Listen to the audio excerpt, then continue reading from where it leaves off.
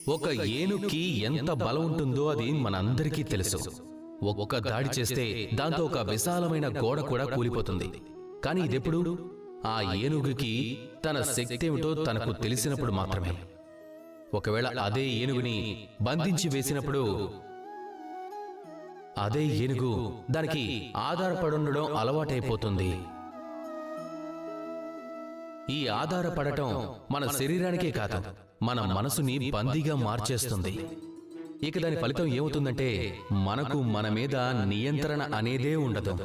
ఇక మన మీద మనకే నియంత్రణ లేనప్పుడు మనకున్న అసలైన శక్తి ఏమిటో మనకి ఎలా తెలుస్తుంది చెప్పండి? అందుకే ఈ ప్రపంచంలో అన్నింటికంటే ఆనందం ఏమిటంటే స్వతంత్రత. ఈ స్వతంత్రాన్ని తెచ్చుకోండి మీ ఆలోచనల్లో, మీ మనసుల్లో, మీ జీవితంలో. ఎవ్వరి మాటల్ని పట్టించుకోకండి. మీ వివేకాన్ని ఉపయోగించుకోండి. అలాగే ముందుకు సాగుతూ ఉండండి.